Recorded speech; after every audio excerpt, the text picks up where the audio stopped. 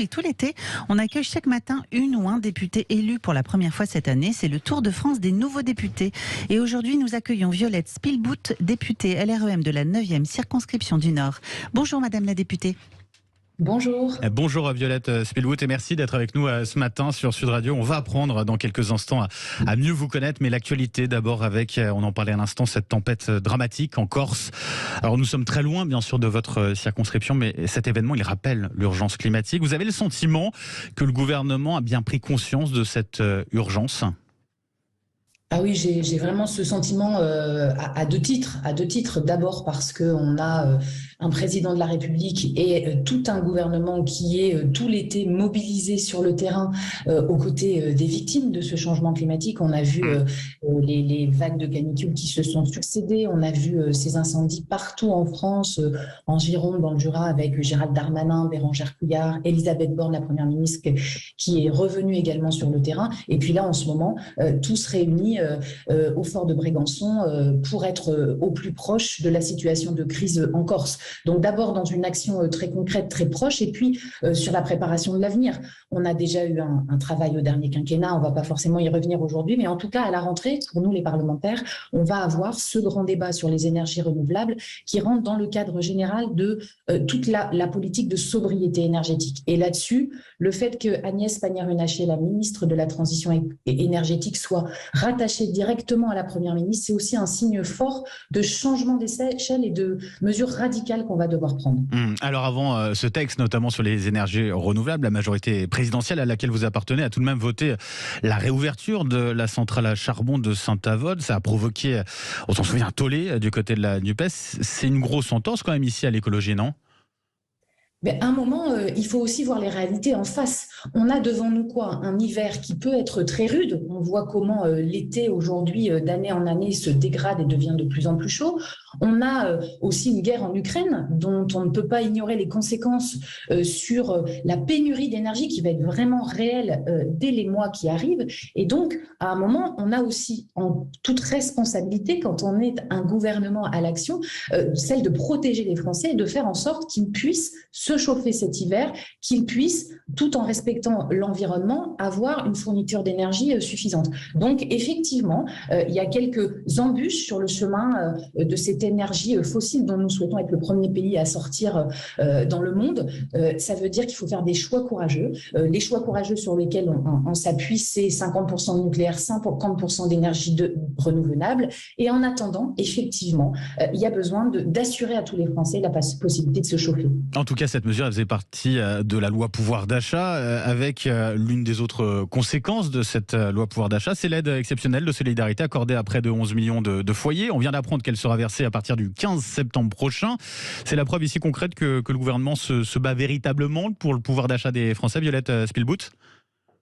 En tout cas, sur chacun de nos territoires, moi je suis élue dans la 9e circonscription du Nord, donc dans le secteur du Bois, on a des gens qui vont bien. Ça correspond notamment pour nos auditeurs du côté de Lille et de Tourcoing notamment. Voilà, Lille et Tourcoing, voilà la patrie de Gérald Darmanin. Et bien dans le Grand Lille, nous avons bien sûr des gens qui vont bien, et c'est en partie le cas dans ma circonscription, mais aussi beaucoup de gens qui continuent de vivre en dessous du seuil de pauvreté ou d'être finalement dans les classes moyennes et d'avoir des difficultés à boucler les fins de mois. Et c'est encore plus sensible au moment de cette rentrée scolaire. C'est pour ça qu'on a voté une loi d'urgence en session extraordinaire qui a été assez longue au mois de juillet.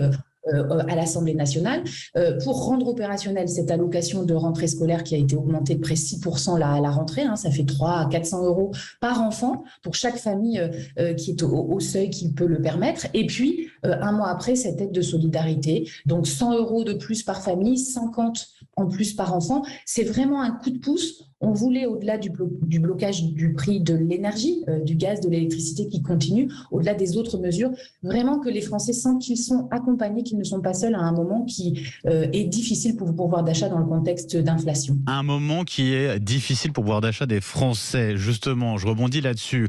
Parce que c'est un peu la logique d'échec, voilà, d'une aide qui est, eh bien, sur le moment, finalement, certains ont dénoncé le fait que cette politique du chèque, le problème, c'est qu'elle est insuffisante sur le long terme. Que répondez-vous à ces critiques ? Je réponds comme répond notre ministre de l'économie Bruno Le Maire. Un travail de longue haleine déjà au dernier quinquennat qui permet pour la première fois d'arriver à un taux de chômage le plus bas depuis 15 ans, 7,3% de chômage, avec des jeunes qui retrouvent des contrats d'apprentissage et un objectif qu'on a tous, nous, c'est le plein emploi, la croissance. On veut le plein emploi pour les Français.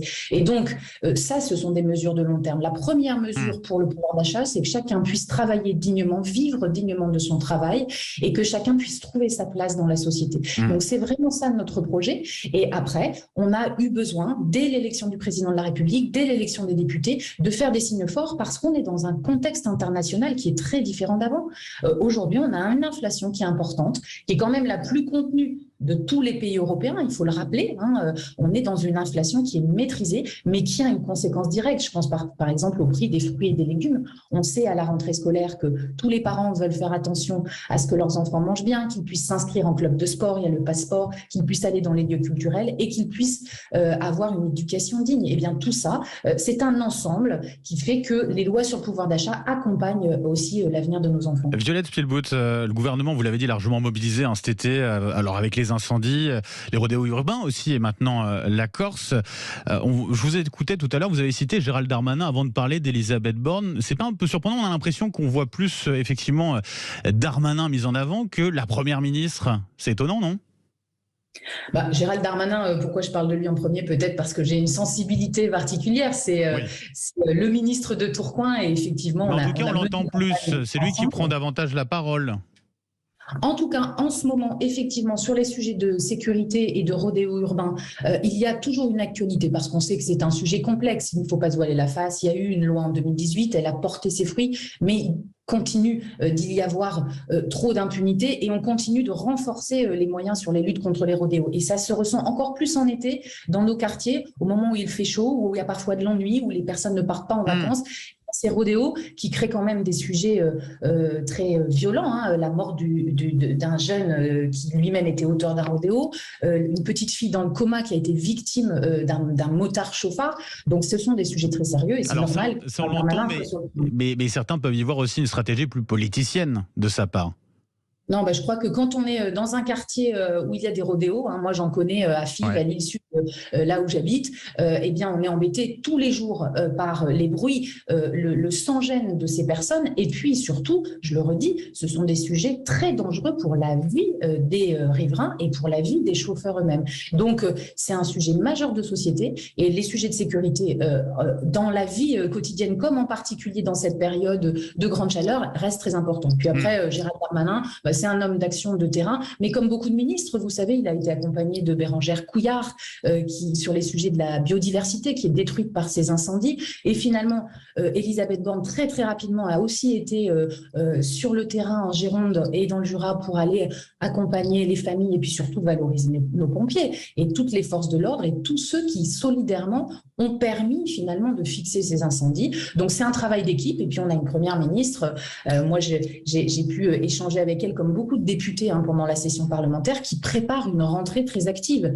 Dès le mois de septembre, dès le mois d'octobre, on a une mission, celle de préparer la sobriété énergétique. Ça veut dire sur chacun de nos territoires de rencontrer les entrepreneurs, les commerçants pour voir comment ils vont pouvoir réduire leur consommation d'énergie, de mobiliser les citoyens. Et puis aussi, on aura la loi sur l'assurance chômage qui sera dans les premiers textes. Bien sûr. Violette Spilbout sur Sud Radio, 8h46, députée LRM, je le rappelle, de la 9e circonscription du Nord. Un mot sur votre parcours. Vous venez des rangs de la gauche, vous avez eu des responsabilités importantes au sein de la SNCF. Dit comme ça, on en parlait à l'instant de la Première ministre, ça fait penser un peu au profil d'Elisabeth Borne, non ? Écoutez, c'est très flatteur.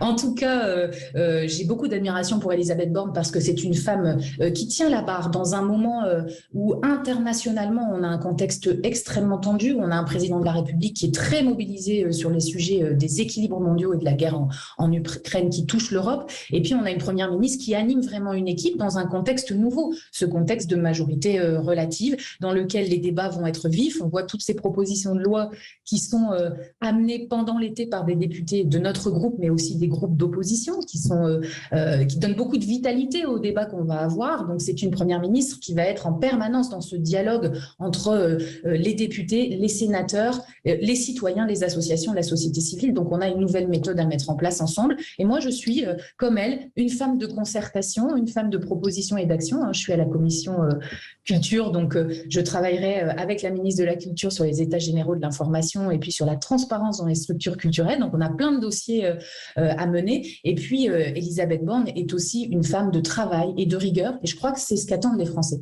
Les Français, ils attendent d'avoir des députés, d'avoir des sénateurs, d'avoir des ministres qui sont responsables, mobilisés et puis dans la proximité d'écoute. C'est le message aussi que les Français ont voulu nous passer. Plus d'écoute, plus de dialogue, il faut qu'on soit à la hauteur. Un mot pour conclure, l'Assemblée nationale qui compte moins de femmes que lors de la précédente législature, 215 femmes, 362 hommes. Ici, on est encore trop loin de la parité, Violette Spilbout? Alors moi, j'ai plutôt tendance à toujours voir les choses positivement. Je dirais que effectivement, il y a un peu moins de femmes. Il y en a quand même encore beaucoup dans notre groupe. On est un peu plus de 40% dans le groupe Renaissance que préside Aurore Bergé. Mais il y a eu un signe très positif. Bon, c'est l'équilibre des élections. Il y a eu un signe très positif en ce début de mandat législatif. C'est à la fois d'avoir notre présidente de groupe, Aurore Bergé, qui est une jeune femme qui ne démérite pas par son travail et son engagement acharné au service du président de la République et de son projet pour les Français, et puis d'avoir une femme présidente de l'Assemblée nationale, Yaël Braun-Pivet, c'est un événement politique majeur, et puis d'avoir des femmes en responsabilité dans les présidences et les vice-présidences de commission, à la questure. Moi, je suis très amie avec Marie Guévenoux, qui est une députée de l'Essonne très engagée et qui aujourd'hui va aussi faire évoluer le fonctionnement de notre Assemblée, les équilibres entre les groupes, qui a permis finalement très rapidement, avec la présidente de l'Assemblée nationale, de trouver un fonctionnement institutionnel qui est respectueux de ce que les Français ont voulu en accordant cette majorité relative au président de la République. Et donc ça va dans le bon sens quand même, selon vous. En tout cas, Violette Spilbout, un grand merci d'avoir été... Oui, un bon débat. Un grand merci d'avoir été avec nous ce matin sur Sud Radio. Je rappelle, député LREM de la 9e circonscription du Nord, notamment avec une partie de Lille et de Tourcoing. Bonne journée à vous.